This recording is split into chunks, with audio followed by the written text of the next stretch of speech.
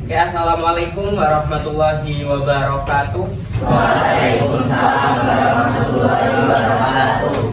Selamat siang teman-teman OSIS SMA 1 tahun. Siang. Gimana kabarnya teman-teman? Alhamdulillah luar biasa. Terima kasih atas semangatnya teman-teman. Sebelumnya kita mau perkenalan dulu dari teman-teman mahasiswa. Sebelumnya kami dari mahasiswa ITSNU Pekalongan teman-teman. Yang belum tahu, ITSNU Pekalongan itu terletak di Gemek teman-teman. Kalau teman-teman biasa ke sana pasti sudah paham Gedung Muni, belakang masjid ya. Ada kamus hijau itu kamus ITSNU Gedung Muni. Baiklah, untuk lebih akrab lagi kita perkenalan satu persatu. Mungkin dari ada yang sudah kenal dari ini? Ya, mungkin ada yang sudah kenal. Mas, sudah ya, ada yang kenal. Ada Ya. siapa? Artisnya, Pak? Artis. Iya. Jelas saja. Perkenalan, mungkin dari saya dulu. Perkenalkan, nama saya lengkapnya Faizatun Najah, biasa dipanggil Najah.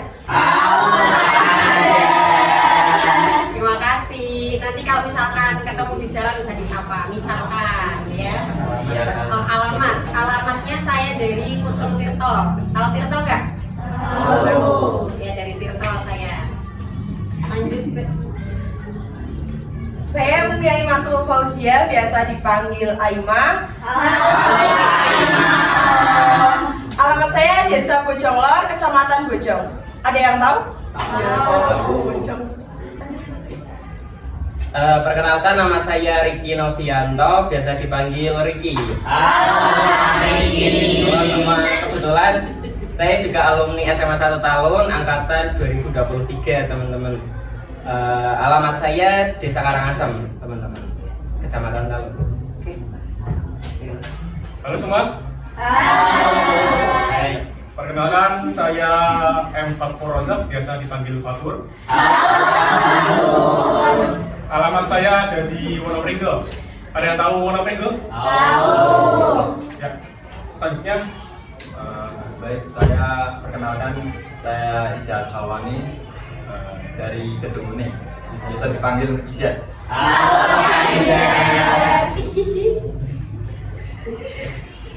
Perkenalkan, nama saya Ahmad Sendiri Islam dan biasa dipanggil dengan nama Islam. Saya berasal dari Kota Pekalongan, khususnya di Desa Sokonduat dekat Eksitol Pekalongan Batang. Paling jauh ini Mas dari effort ke sini.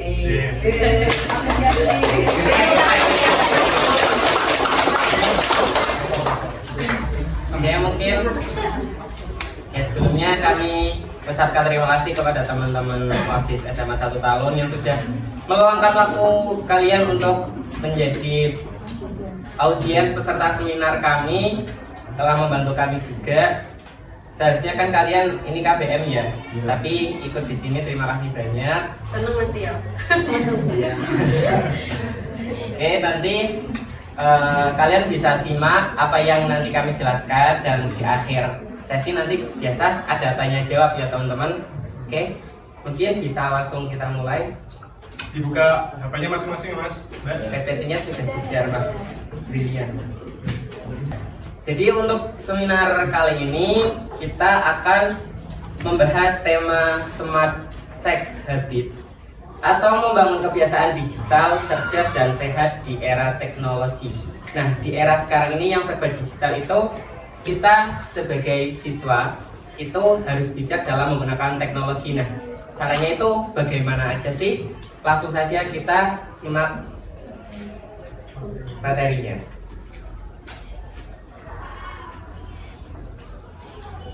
Nah, untuk di awal itu di pendahuluan, di era digital saat ini teknologi telah menjadi bagian yang tidak terpisahkan dari kehidupan kita. Nah, mulai dari belajar, bekerja, hingga berkomunikasi, hampir semuanya bergantung pada perangkat digital. Namun, di balik kemudahan yang ditawarkan, penggunaan teknologi yang tidak terkontrol dapat menimbulkan berbagai dampak negatif. Contoh, menurunnya fokus, kecanduan gawai, hingga gangguan kesehatan fisik dan mental pada kita. Nah, oleh sebab itu diperlukan kesadaran untuk membangun kebiasaan digital yang lebih bijak. Konsep Smart Touch Habits ini hadir sebagai upaya untuk membantu kita dan memanfaatkan teknologi secara cerdas, sehat, dan bertanggung jawab. Selanjutnya, yang selanjutnya itu ada Smart Habits. Nah, Smart Habits itu merujuk pada penggunaan teknologi secara sadar, seimbang, dan bertujuan untuk meningkatkan kualitas hidup, bukan sekedar konsumsi pasif saja. Nah, Smart Habits sendiri itu bisa dilakukan dengan penggunaan yang bertujuan, keseimbangan hidup, dan mengontrol diri. Nah, penggunaannya bertujuan tersebut itu seperti teknologi bisa dimanfaatkan untuk mencapai sasaran pribadi atau profesional yang jelas, bukan sekedar mengisi waktu luang saja, seperti scroll tanpa tujuan dan membuang waktu. Kemudian ada keseimbangan hidup itu adanya proporsi yang tepat antara waktu digital dan aktivitas non digital seperti interaksi sosial, hobi, dan istirahat. Terus yang mengontrol diri itu kita harus mampu mengelola keinginan untuk terus-menerus menggunakan gadget dan media sosial serta membatasi diri saat diperlukan. Jadi pada intinya Smart Habits itu kita harus berbijak dalam menggunakan sebuah teknologi, tidak membuang-buang waktu dan scroll tanpa tujuan.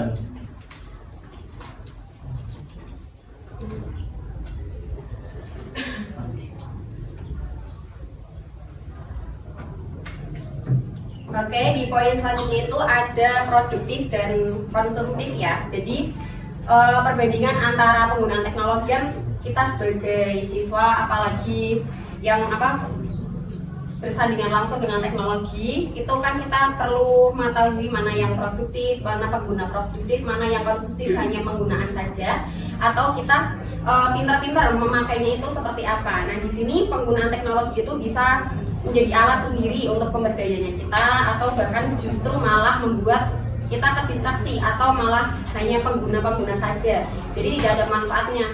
Meskipun ya memang digunakan ya teknologi itu, tapi kan kita sebagai siswa, apalagi dalam pelajaran, di mata pelajaran kan kita sudah ada TIK ya. Kalau di sini udah ada belum? Sudah ada. Nah, itu kan nanti juga dipelajari bagaimana yang benar kita memanfaatkannya, bahkan apa kita nanti bisa juga menyalurkan ke teman-teman yang lainnya kayak gitu kan. Nah, yang pertama di sini kita lihat dulu di penggunaan produktif. Contoh-contohnya itu yang pertama seperti mencari informasi relevan untuk studi atau pekerjaan. Contohnya kalau di teknologi kalian di sini sekolah berdampingan kayak misalkan tugas carinya di AI atau GPT kayak gitu. Ya, berarti udah jadi kebiasaan kan ya. Jadi itu juga konsumtif termasuknya. Tapi kita harus selektif juga, seperti mencari infonya yang relevan. Kita boleh menggunakan kayak AI, GPT ataupun yang lainnya itu boleh, tapi kita harus pinter, jangan copy paste, jangan salin langsung tempel kayak gitu. Kita juga bisa kayak dibaca-baca dulu referensinya, nanti kita kayak cari di web atau yang lain, terus kita dibantu AI atau GPT kayak gitu kan bisa dibantu. Tapi kalian sebagai siswa itu jangan yang copy paste, nanti itu kayak membodohi kita. Ya, meskipun memang mempermudah, emang AI itu dibuat untuk mempermudah kita, tapi kalian itu ya dari kami itu minta tolong kayak misalkan kalian udah tahu mana yang benar, terus kalian sambil cari referensi sumbernya kayak gitu. Nah, itu juga mencari referensinya yang relevan, jadi kita ada sumbernya, dibantu GPT juga nggak apa-apa, tapi kita nggak yang menormalisasikan. Jadinya kalian itu nantinya bakal ke depannya itu kayak cari ini langsung aja udah ada jawabannya lengkap kayak gitu kan. Nah, itu nanti bisa kedepannya bisa dikembangkan lagi ya. Kalau misalkan cari informasi itu kalau enggak ya minimal kita harus cari referensinya dulu, nanti dibantu sama AI kayak gitu. Terus yang kedua berkolaborasi dengan proyek digital. Nah, penggunaan teknologi yang berkolaborasi itu juga penting ya. Tadi yang udah saya sampaikan, misalkan mau pakai kayak AI ataupun teknologi yang lainnya, itu kalian juga cari sumber lain, jangan satu terus di copy paste langsung kayak gitu. Yang ketiga mempelajari keterampilan baru atau kursus online. Biasanya kan kalau di zaman saya sekolah itu belum ada yang namanya AI atau GPT, kita masih mengandalkannya yang Brainly kayak gitu. Kalian masih ada nggak? Apa masih ada referensi dari Brainly kayak gitu? Wikipedia kayak gitu, enggak ya. Sekarang langsung pasti larinya ke AI. Iya. Itu jangan dibiasain ya, soalnya nanti takutnya kedepannya malah kalian itu kan kalau dari AI kebanyakan di copy langsung salin gitu kan, enggak yang dibaca lagi kayak gitu kan. Jadinya kalian itu enggak tahu, kalian cari jawaban, kalian udah tahu jawabannya itu benar pasti kan, pasti kayak paling udah benar kayak gitu kan. Jadinya kayak nggak dibaca langsung salin copy kayak gitu. Tapi kan kalau kita cari dari web kan banyak referensinya, nah itu pasti kalian baca. Nah tapi kalau dari AI itu memang mempermudah dan memang jawabannya benar, nggak ada yang salah kalau dari AI. Tapi kan jadinya langsung di copy paste aja, nggak tahu itu sumbernya dari mana kayak gitu kan. Nah terus yang keempat, berkomunikasi efektif dengan rekan kerja atau keluarga. Nah ini di lingkungan sekolah kan kita biasanya kalau tugas masih berkelompok, nggak kalau di sini kelompok masih kan ya, masih ada diskusi kayak gitu, masih ada. Nah itu alhamdulillah berarti kan masih berkembang ya untuk komunikasinya. Kemudian yang kelima, membuat konten kreatif. Nah ini penggunaan produktif dalam teknologi. Misalkan kita mengembangkan suatu di sekolahan, apalagi di OSIS banyak proker-prokernya juga kan Mas ya. Nah nanti itu bisa di-upload atau bagaimana cara kita menggunakan teknologi yang benar. Kemudian kalian memanfaatkan yang ada di sini kan kita udah ada lab juga. Barangkali nanti kalian mau konten membuat apa biar SMA Talun itu kan biar dikenal lebih jauh lagi, itu bisa ya lewat media sosial dengan konten yang kreatif. Nah perbandingannya apa sih kalau penggunaannya konsumtif lah tadi, kayak penggunaan konsumtif itu kayak kita hanya menggunakan saja tapi tidak tahu sumbernya itu dari mana. Nah ini contohnya seperti kalian scrolling media berjam-jam, TikTok ya biasanya ya, di scroll terus. Kan kalau di TikTok scroll itu kadang bisa nggak informasinya apa, FYP nih apa gitu, FYP nih adalah pokoknya. Nah itu kalian scroll juga tapi kan jangan yang berjam-jam. Misalkan ya mungkin kayak wah wes enak kan wes PW kayak gitu, biasanya kan kalau di rumah udah PW, udah udah nyaman, udah karena kita udah pegang gadget terus. Kalau dulu masih zaman saya sekolah, di sekolah itu belum boleh bawa handphone ya, kalau di sini kan udah bawa handphone. Nah itu kalian ya dari diri lah, pokoknya dari diri kalian sendiri dulu, itu kalian membatasi diri, maksudnya kita kasih kayak waktu lah ya, berapa jam berapa menit kayak gitu. Nah nanti itu biar kalian itu nggak terbiasa kayak gitu terus. Nanti kalau udah kecanduan itu yang saya rasain sendiri, misalkan udah scroll berjam-jam itu kalau mau belajar itu dirinya males kan ya, nggak mau buka buku malah buka HP. Misalkan mau cari referensi kita nggak buka buku pelajaran tapi langsung buka ke handphone. Nah itu konsumtif juga. Kemudian yang kedua, nonton video berjam-jam. Nah ini tadi ya, scrolling atau game bermain game secara konsumtif. Itu biasanya di sini main gamenya apa? ML, Mobile Legends. Tapi kalau di sekolah emang pada mabar gitu nggak? Kalau jam istirahat atau jam kosong itu ada mabar. Nah itu nggak apa-apa sebenarnya ya, kalau ngegame itu kita nggak apa-apa. Tapi ya itu kalian bisa pinter-pinter lah yang membatasi diri, mumpung kalian itu umurnya masih produktif, masih bisa menerima info-info apa saja, biar kalian itu nggak yang melulu gadget terus. Itu pastikan kalau informasi kayak gitu pasti kalian udah tahu mana yang benar mana yang enggak, tapi kita pasti kayak ya udahlah kita scroll aja, wes nyaman pengen ngono kan. Nah mumpung masih di umur sekolah, dimanfaatkan teknologinya, bukunya juga dibuka, jangan langsung lari ke handphone dulu. Kalau bisa, misalkan di buku udah nggak ada referensinya, bisa dimanfaatin kayak gitu. Terus membuka notifikasi terus menerus tanpa urgensi. Biasanya kalau notifikasi apa sih yang dibuka? Kalau notifikasi nanti Chatnya kawan. wah, buka chat sampel. Kalau ini kan kepentingan yang bisa jadi penting, bisa jadi tidak ya. Tapi kan kadang kalau kita udah pegang handphone, ting buka WA, ting buka Instagram kayak gitu kan, nggak ada kepentingan pun kalian tetap buka, ya kan? TikTok otomatis langsung scroll. Nah itu kesadaran dari otak kalian itu langsung larinya ke handphone. Pasti aku yakin ini semua di sini kalau bangun tidur yang dicari handphone, ya kan? Nah itu kalau bisa, aku ada tips soalnya misalkan kalau bangun tidur biar nggak langsung pegang handphone. Kalian kalau tidur naruh handphone itu ya dijauhin dari kamu tidur, misalkan di dalam lemari apa gimana kayak gitu. Nah nanti kan kalau misalkan kalian pasang alarm, kalian langsung bangun tapi kan nggak dimatiin. Kalau biasanya alarm bangun tapi dimatiin kan, langsung tidur lagi. Nah ditaruh handphonenya itu yang jauh dari kalian tidur, misalkan di tidur lemari, di atas lemari apa di atas mana kayak gitu, biar nanti itu otak kita itu langsung kayak oh nang di lemari, jadinya kita bangun ya kan. Nah itu biar enggak langsung buka handphone. Terus yang terakhir ada belajar online itu tidak perlu. Belanja online itu tidak perlu. Perlu nggak menurut kalian? Ada plus minus. Ada plus minus ya. Memang kalau belanja online itu sangat mempermudah kita ya kan ya. Mempermudah banget, apalagi kalau di online itu biasanya lebih murah. Ya betul. Nah mungkin kalau misalkan terus menerus itu jadinya kita kayak boros ya, udah pasti boros banget. Soalnya biasanya kalau misalkan ada promo sedikit, kalau yang cewek-cewek pasti langsung check out, kayak gitu nggak?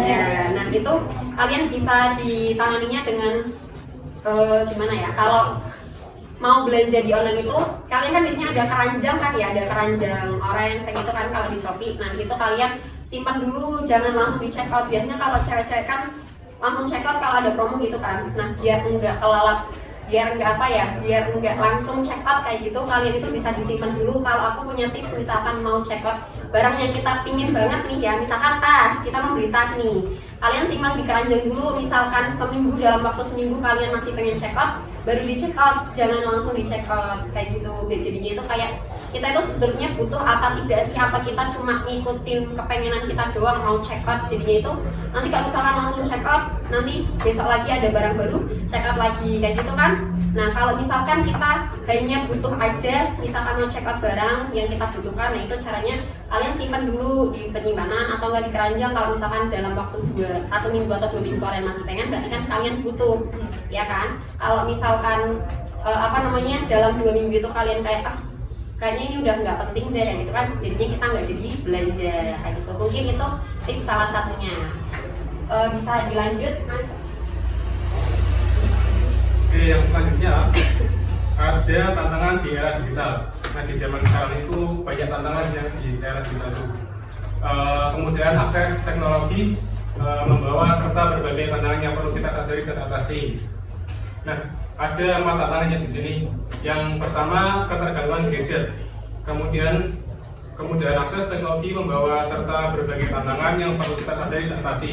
Nah seiringnya kita memakai gadget itu bakal ketergantungan ya. Misalkan kita sehari-hari di kamar doang gitu kan, memainkan gadget kan itu bisa menjadi ketergantungan, nggak ngapa-ngapain di kamar doang gitu. Nah kalau gitu kan kalian harus cari kegiatan lah, keluar rumah apa gitu. Yang selanjutnya ada tantangan kedua, ada overload informasi. Nah banjir data yang membuat sulit fokus dan membedakan mana yang penting. Nah ketika kalian itu sangat banyak menerima informasi ya di TikTok, misalkan ada berita tentang banjir atau apa itu kan membawa kita banyak informasi. Nah tantangan yang ketiga itu ada lingkungan digital yang toksik. Kemudian akses teknologi membawa serta berbagai tantangan yang perlu kita sadari dan atasi. Seperti ketika di komen-komen TikTok kan itu kan bisa komen-komennya kan head komen gitu ya. Nah itu kan bisa membawa kita ketika bersosialisasi kan jadi toksik gitu. Nah tantangan yang keempat itu ada gangguan kesehatan. Seperti mata lelah, gangguan tidur, nyeri punggung, hingga masalah kesehatan mental seperti kecemasan dan depresi. Nah kalian kalau bermain gadget sering, maka bisa menyebabkan mata lelah seperti gangguan tidur atau nyeri punggung ya. Dan kalian bisa memiliki kesehatan mental seperti kecemasan dan depresi. Selanjutnya itu ada dampak teknologi. Teknologi dapat membawa manfaat besar, namun ada juga risikonya jika tidak digunakan dengan bijak. Nah dampak tersebut ada dampak positif dan ada dampak negatif. Nah, dampak positifnya itu ada akses informasi jadi lebih cepat. Terus ada pengetahuan di ujung jari, berkolaborasi dalam proyek digital, menghubungkan orang tanpa batas geografis, sarana edukasi yang interaktif dan mudah dijangkau, menciptakan lapangan kerja dan bisnis baru.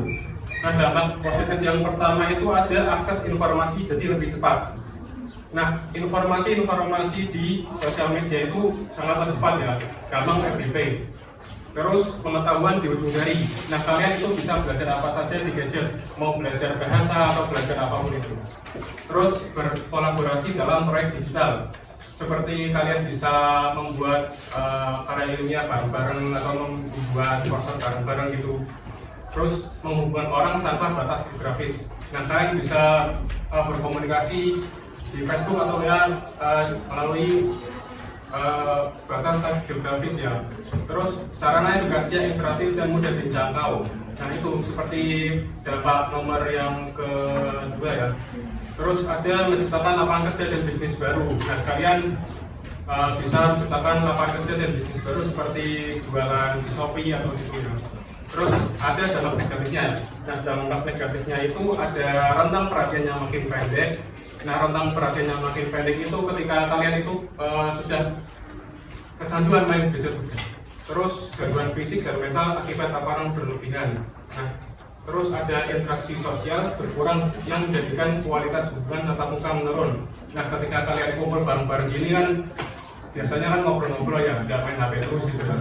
Nah, kalau main HP itu kan dampak negatifnya ketika kumpul-kumpul kan main HP sendiri gitu. Terus resiko kebocoran data pribadi. Nah, ini dampak yang paling sering ada di Indonesia ya. Data pribadi kita yang ada di Indonesia itu sering bocor. Nah, selanjutnya ada smart tech habits dalam bermedia sosial akan dijelaskan oleh Mas Riki. Silakan Mas.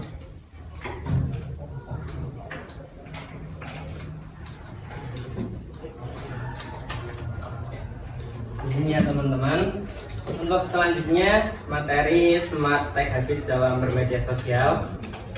Sebelumnya mohon maaf ini sambil lihat HP ya teman-teman karena proyektornya juga mati.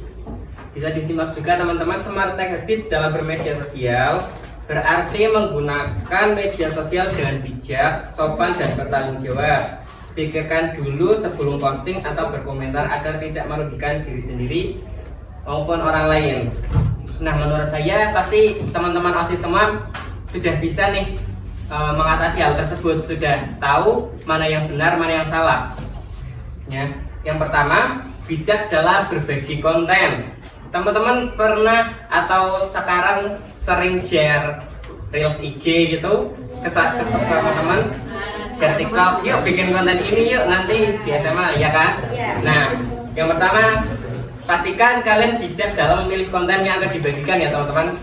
Boleh kok memilih konten apapun yang kreatif, boleh kalau city nggak apa-apa, boleh konten-konten meme dan sebagainya, tapi dengan syarat sesuaikan dengan umur kalian, bijak dengan konten yang kalian share tersebut. Ini umurnya rata-rata berapa teman-teman? 15, 16, 17 ada? 17 ada? Sama 16-17 belum bikin KTP yang 16. Kelas berapa teman-teman? 12 semua? 10? Ada yang 10? 11? Oke. Nah, ini kan masih rata-rata masih belum 17 tahun ya. Jadi bijaklah dalam memilih konten.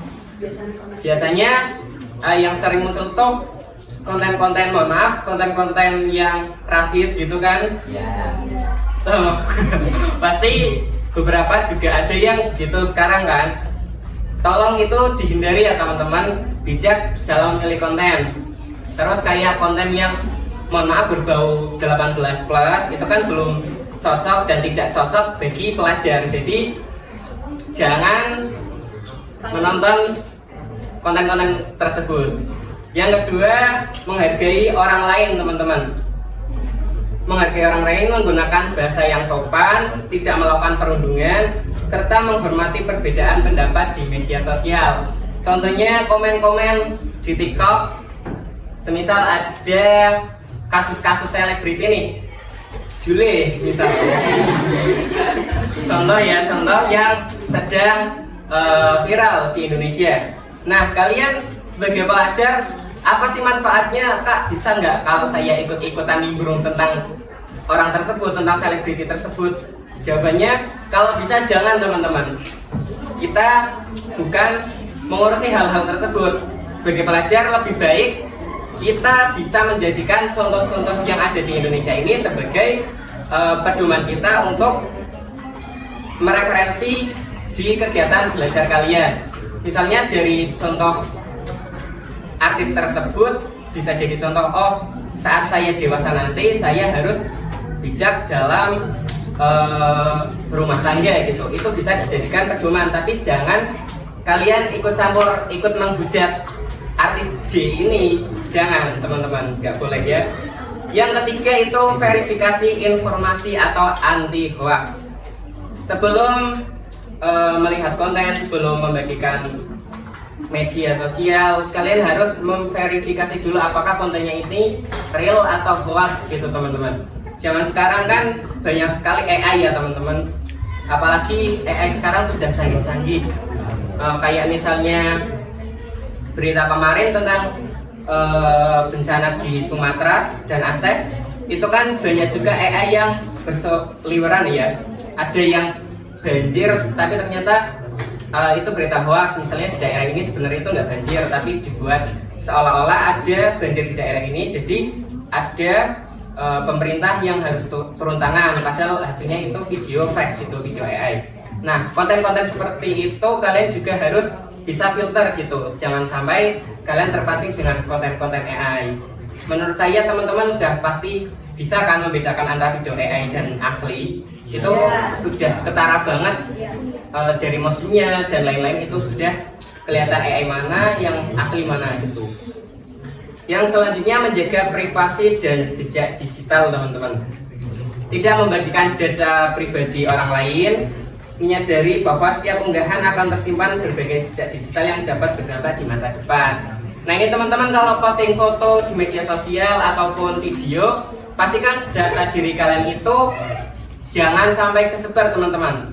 Kayak misalnya mungkin kita nggak sengaja nih lagi video vlog gitu, terus kita nunjukin misalnya KTP gitu, nggak sengaja, itu bisa dijadikan salah satu percobaan bagi orang yang nggak bertanggung jawab nih.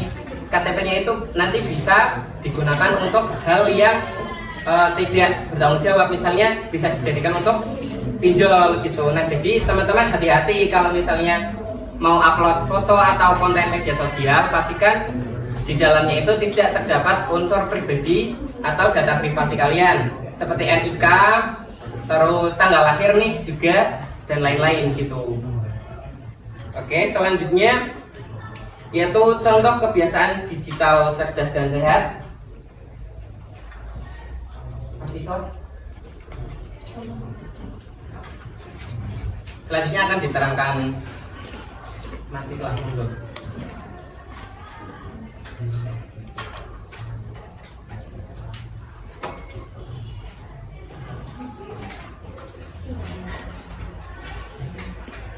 Yang selanjutnya itu ada contoh kebiasaan digital cerdas dan sehat. Nah, contoh di sini itu ada beberapa langkah praktis yang dapat diterapkan untuk kehidupan digital yang lebih baik sehariannya. Yang pertama itu ada, kita bisa menggunakan gadget untuk pengembangan diri. Nah, pada poin ini itu kita bisa memanfaatkan teknologi sebaik mungkin untuk belajar, berkreasi, bereksplor, dan berjejaring secara profesional. Jadi kita dapat memanfaatkan gadget itu untuk mencari jaringan networking sesama makhluk hidup di seluruh dunia, baik di luar negeri ataupun dalam negeri. Kemudian selanjutnya ada aktifkan fitur kesejahteraan digital. Nah, tiap gadget itu ada fitur masing-masing untuk memfilter kebiasaan kita. Jadi kita dapat memanfaatkan fitur tersebut di ponsel untuk memantau dan membatasi waktu layar supaya tidak over. Dan selanjutnya ada, kita harus memilah-milih konten positif. Jadi kita harus fokus pada konten yang mendidik, inspiratif atau menghibur secara sehat yang dapat menyebabkan satu hari itu kita bisa dapat lebih baik. Kita bisa satu hari lebih baik daripada tidak sama sekali. Terus ada istirahat dari layar atau digital detox. Nah, pada istirahat dari layar ini kita dapat meluangkan waktu bebas gadget, terutama sebelum tidur dan saat makan. Itu berpengaruh banget sama kesehatan kita. Jadi kita harus pintar-pintar berbijak dalam menggunakan gadget supaya kita tidak terjadi tidak terganggu oleh kesehatannya. Nah, selanjutnya ada kesimpulan. Jadi pada kesimpulan pada hari ini itu teknologi telah menjadi bagian tak terpisahkan dari kehidupan kita dan memberikan banyak kemudahan. Namun tanpa pengelolaan yang bijak, teknologi juga dapat menimbulkan berbagai dampak negatif. Nah, melalui penerapan smart habits ini, kita diajak untuk menggunakan teknologi secara sadar, seimbang dan bertanggung jawab. Dengan membiasakan penggunaan teknologi yang produktif, menjaga etika bermedia sosial, serta memperhatikan kesehatan fisik dan mental, kita dapat memanfaatkan teknologi sebagai alat untuk meningkatkan kualitas hidup, bukan sebaliknya. Nah, jadi kita itu harus berbijak-bijak dalam memakai gadget. Jadi kita harus melakukan hari ini. Kalau jika tidak hari ini, kita harus berhitung kapan lagi.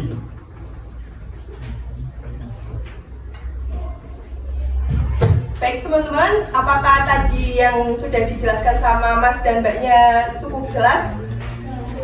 Atau ada masih yang bingung? Kalau bingung bisa langsung ditanyakan aja. Nanti dari kita udah menyediakan sedikit hadiah untuk siswa yang berani bertanya. Mungkin untuk sesi selanjutnya yaitu sesi tanya jawab teman-teman. Mungkin bisa 3 siswa bertanya. Ya, 3 apa? siswa aja. Yang tadi. Karena hadiahnya ada 3 teman-teman. Tapi kalau misalnya mau bertanya 5 anak ya nggak apa-apa. Nanti hadiahnya bagi nggak apa-apa. Asal mau bertanya semua bisa. Nanti akan dijawab sama Teman-teman. Ini teman-teman punya media sosial semua? Ada yang nggak punya TikTok? Ada. top. Ada yang nggak punya WA? Pasti punya semua ya kalau WA ya. IG ada nggak? Ada yang nggak punya? Nggak punya Punya TikTok semua. tapi punya IG. Untuk story. Kayaknya IG. Oke. Nah. Kalau di SMA biasanya paling sering menggunakan apa teman-teman? WhatsApp ya, di grup WhatsApp. Oke, ada yang mau tanyakan? Oke, mungkin Siapa dulu? Pak Ketua mungkin, Pak Ketua kok. Pak Wakil Mbak atau Pak Mas ya. Pak atau Siapa yang mau bertanya? Pak atau Oh, tanyain aja. ya, betul. Nggak pakai AI boleh nggak? Nggak apa-apa. Apa? Baik. Yang penting harus difilter terlebih dahulu, disusun kalimatnya, jangan plek-ketiplek AI gitu. Dimodifikasi teman-teman.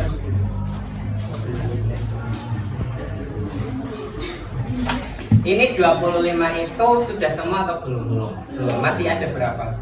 Totalnya semuanya 43. Oh, 3 keren.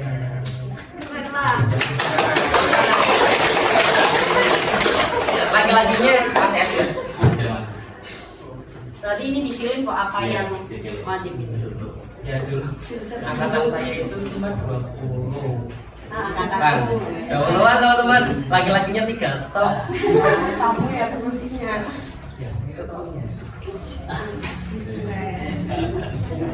Ya teman-teman. Ayo, monggo Mbak. Mau tanya? Yuk. Belakang Pak. Ini dipegang apa? Siapa yang mulai?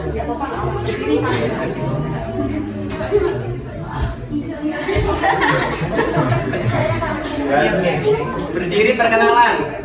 Berdiri Kak. Nah, di depan aja. Biar kelihatan kamera. Kapan lagi masuk kamera saya? Siapa kenalan dulu? Perkenalkan, nama saya Elsa Fikratulawa, biasa dipanggil Elsa. Saya dari kelas 11C.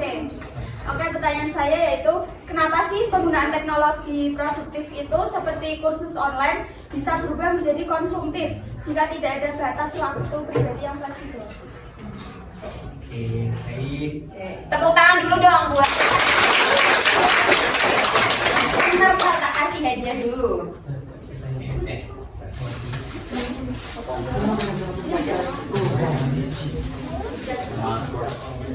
Nih, tak kasih satu paket. Terima kasih Kak. Oke, makasih ya, foto dulu. Foto aja. Iya.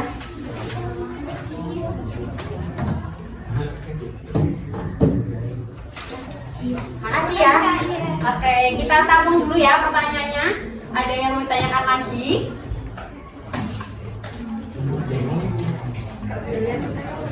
Ada yang mau tanyakan lagi? Ayo, kelas 10. Yuk, berani. Jadi tadi ya. Iya, siapa yang mau tanyakan lagi? Masnya kok? Nah, ini masnya tetap. Mas.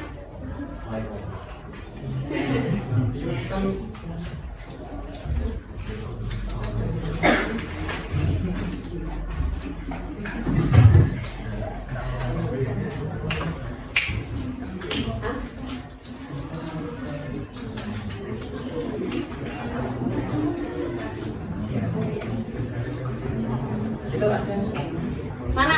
Oh, masnya dulu. Enggak, ini udah nyangkut ya. Mana? Oh, ini tak kira masnya. Ayo mas juga.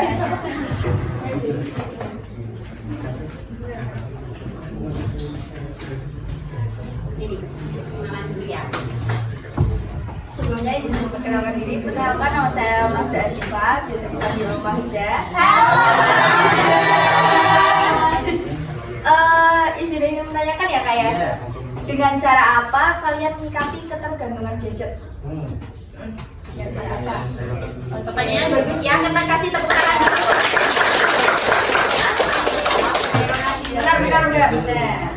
Bentar. Ini aku bawa 3 soalnya buat kamu. Foto dulu. Oke, makasih ya.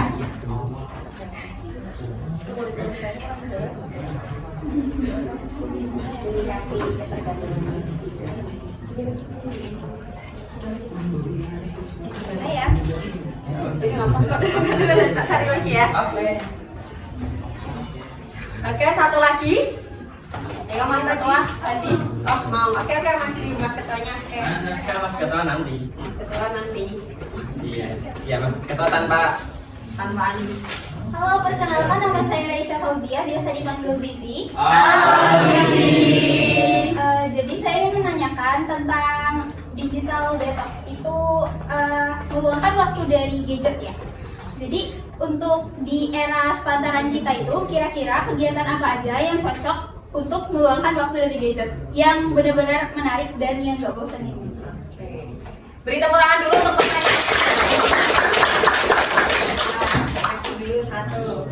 Ini kasih satu. Oh, ini bisa. Be, foto dulu, Be. Satu. Dua. Makasih ya.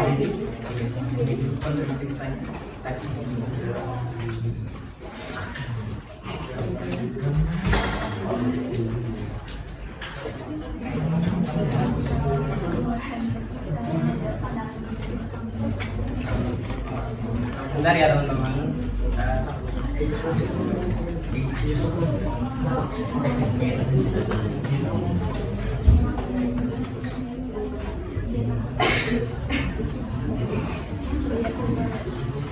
Minumnya kurang nggak? Mau lagi nggak?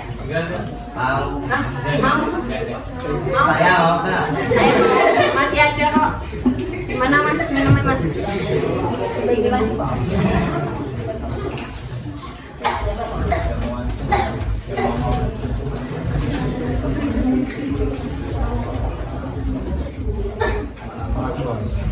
Ya, diambil aja nggak apa-apa.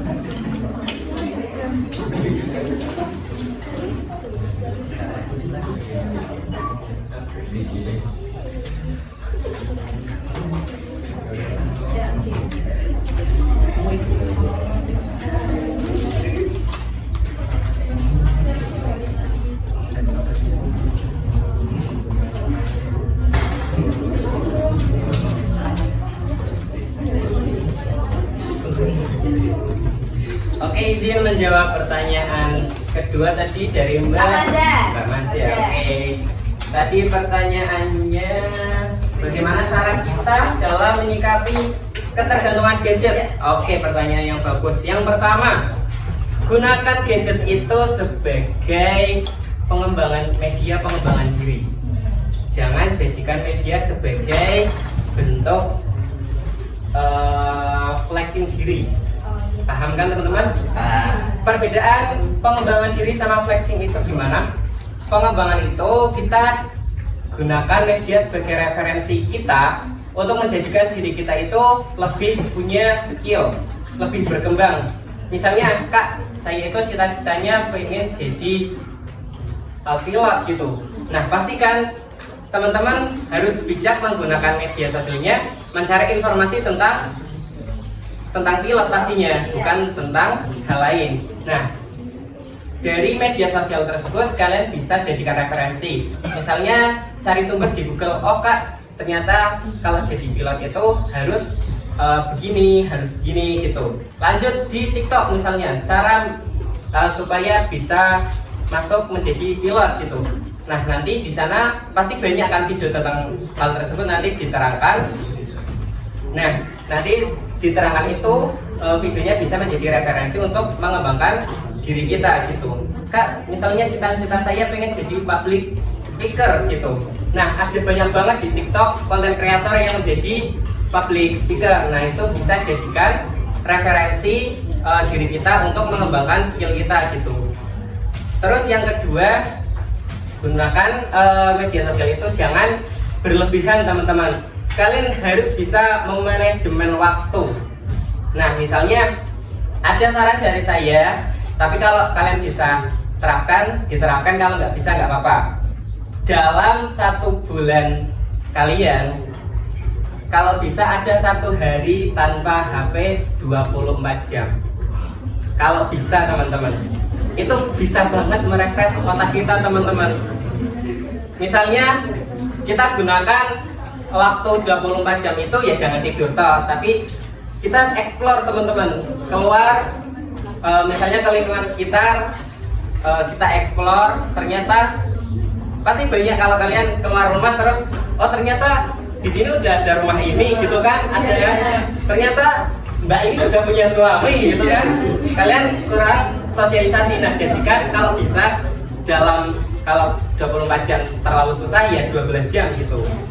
Dari pagi sampai maghrib misalnya tanpa HP, jadikan waktu tersebut untuk sosialisasi gitu, untuk mengenal lebih dalam tentang masyarakat gitu.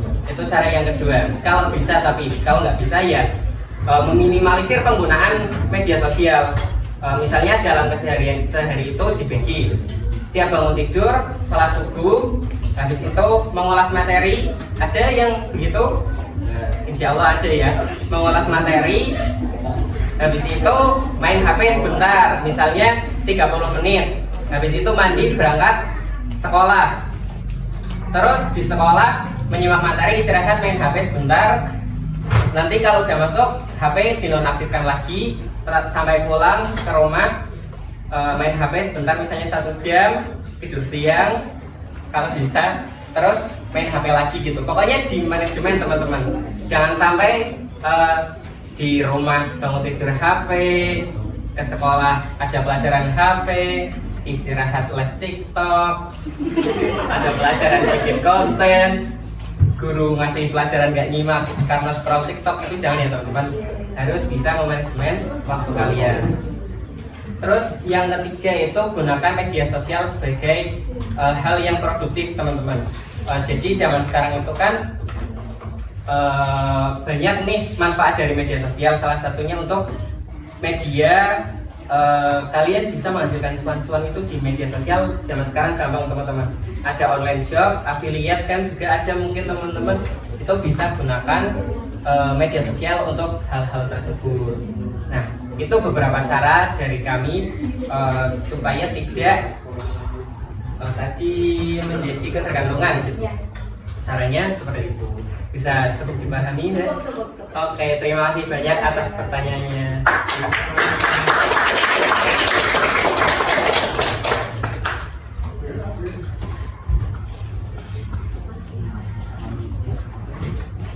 Baik, selanjutnya saya akan menjawab pertanyaan yang pertama itu dari Mbak siapa? Ya, dari Mbak Salsa. Pertanyaannya itu, kenapa penggunaan teknologi produktif seperti kursus online bisa berubah menjadi konsumtif jika tidak ada batas waktu pribadi yang fleksibel? Nah gini, soalnya tanpa batas waktu yang fleksibel itu aktivitasnya awalnya kita belajar doang menjadi konsumtif. Jika kita belajarnya terus-menerus ya, nah, tanpa batas waktu. Misalkan saya mau belajar coding ya, nah waktu videonya itu 1 jam. Nah saya habiskan waktu belajar itu 1 jam tanpa istirahat. Nah jadinya kan kurang efisien gitu ya. Nah jika kalian mau belajar juga kan harus diatur manajemen waktunya. Jika mau belajar seperti teknik Pomodoro seperti 30 menit belajar, lalu 5 menit istirahat, lalu selanjutnya diikuti lagi. Nah jika kalian hanya sekedar mengejar sertifikat di kursus online itu, nah maka bisa dijadikan sebagai konsumtif ya, tidak menjadikan sebuah produktif kalian ketika belajar. Nah gitu Mbak jawabannya. Sudah? Ya, terima kasih. Terima kasih, berikan tepuk tangan dulu.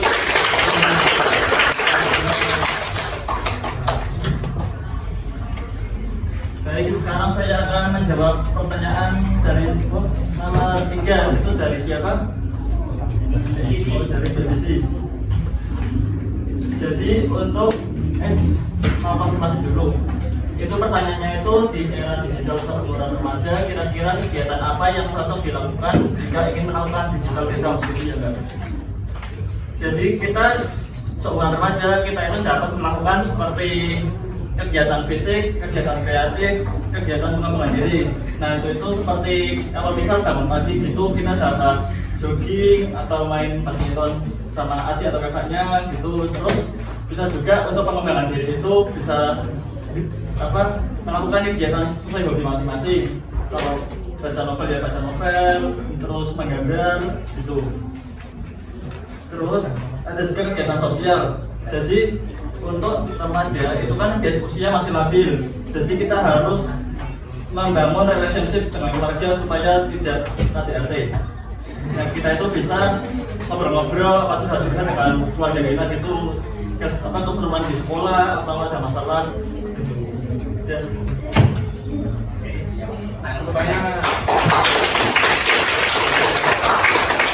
Gimana, udah lumayan jelas ya jawabannya? Kalau ada yang mau tanyakan lagi? Ada yang mau tanya lagi?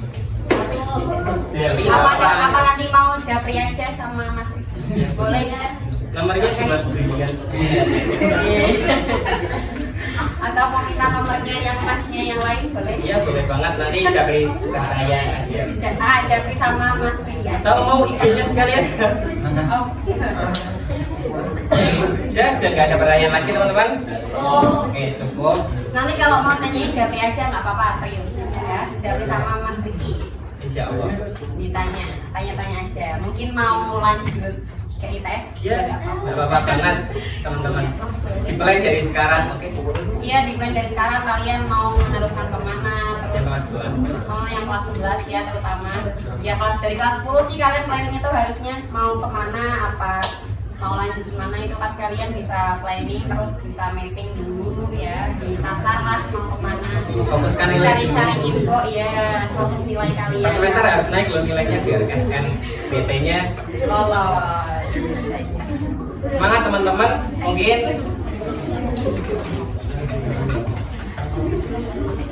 Mungkin cukup itu dari kami teman-teman. Mohon maaf sekali kalau banyak kekurangan mungkin dari segi penyampaian, konsumsinya kurang, mungkin ekspektasi kalian konsumsinya lebih dari ini gitu. Mohon maaf. Oh, katanya mau diajak nyeblak Mbak Najwa. Ya. Rekomendasi sebelah di sini yang enak gimana? Senja. Kasih suka. Oh ya. Nanti tak mampir wes. Siapa yang mau ikut? Udah ya, closing dulu. Iya, udah closing dulu. Oke, terima kasih. Terima kasih banyak atas waktunya teman-teman. Tepuk tangan dong untuk kita semua.